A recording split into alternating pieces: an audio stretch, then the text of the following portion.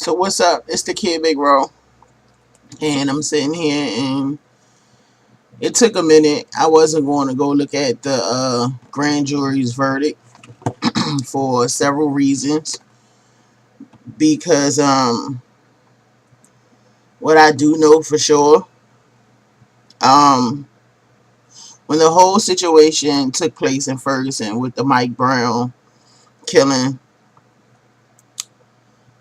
I didn't fool myself to believe for 1 minute that there would be something different or there would be um, another outcome. And I'm not one of them people that always wish for something, or hope for something negative. But I am a realist, and I like to, use the facts and basically just be true to myself or be honest with myself. Now, when this man was murdered, they decided to ask for a grand jury. That pretty much let me know right then and there what their plan was. It pretty much basically said right then and there that they wasn't going to convict him of murder, because asking for a grand jury and everything was right there, clear, laid out for him. He should have been prosecuted then. But them asking for a grand jury didn't do anything but just prolong them, telling the American people that they was not going to convict this man of murder. Now, what I do find very interesting is, in the time of this man's death, since he died, they have come up with all of these, new laws passed and new legislations and these bills that state that, military force can and will be used, in urbanized areas if need be to control, warfare or whatever.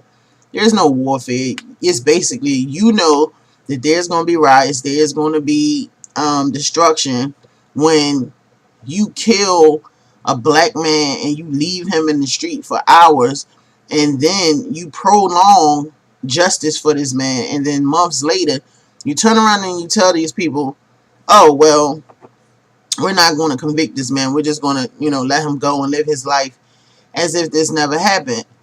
And you cannot keep placing situations like this in front of people and not expect them to react.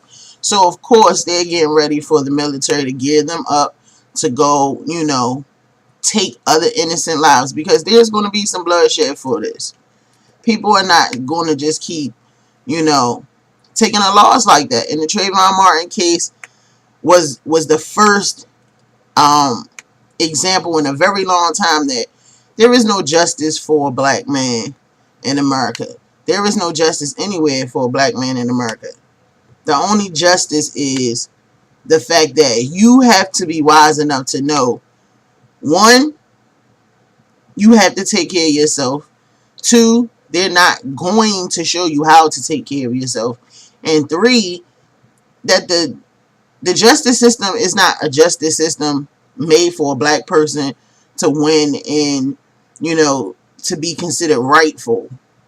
So waiting for this grand jury to come back, it was just no more than them prolonging the inevitable of saying, we could care less about what y'all think.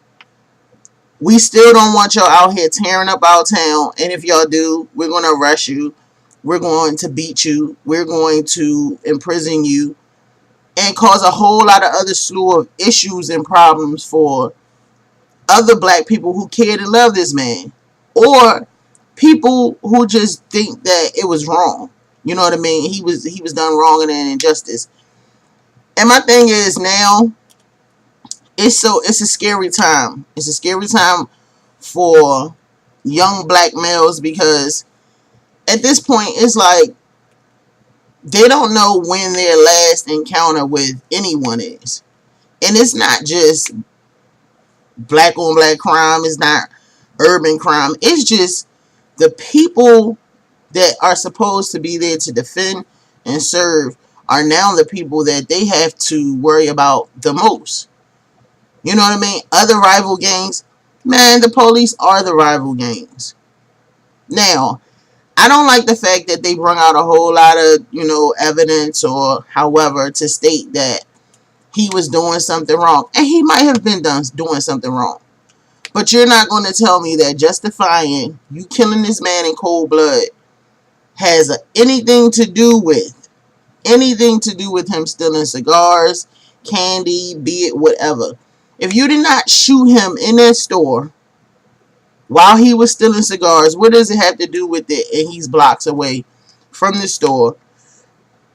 And let's just even take that out the equation, because that's just another way of justifying things that makes it even harder to swallow. The fact of the matter is, this man was unarmed. There was 3 autopsies done on this man. 3. All 3 of them stated the same. This man was unarmed. And it took y'all approximately 3.5 months to say that y'all not going to indict this man. And you wonder why they calling the National Guards and they gearing them up. They already know why. I'm telling you, if you have young black male family members and kids, now's a good time to have real conversations with them and keep them close, because if you do not have a plan or structure or a decent line of communication with them and let them know that they are an endangered species, you have the powers that be are out for them. They either want them dead, ignorant, or pretty much modern day slavery. Modern day slavery. They will put them behind bars and give them cases that the average Caucasian male or foreigner would get and wouldn't do a lot of time for. Probation, a fine here and there. But black people, they are putting them behind bars, and it's modern day slavery. And they getting paid while you're behind bars. You get out, you're trying to fight cases, you're trying to fight lawyer fees. It is very, very, very sickening at this point to watch how this stuff plays out. And the sad part is, we still have a family, Mike Brown's family, his mother and his father, who are still living with the pain of losing a son. And then months later, after they're still trying to find some normalcy to their lives after this tragedy, they have to open that wound back up to now hear that this man is not going to be charged with the murder of their son. And that has to be hard to swallow. So, my condolences go out to Mike Brown's family and loved ones and his friends. And all I can say is, it's set up against us. It's not set up for no justice. It's definitely not set up for peace.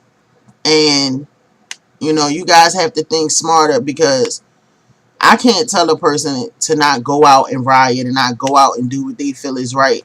But what I am saying is, don't get caught up in their propaganda to now make you a part of the bigger picture. To now we have new slaves. Now we have new charges we can put against you. It's like, it's a hard time right now.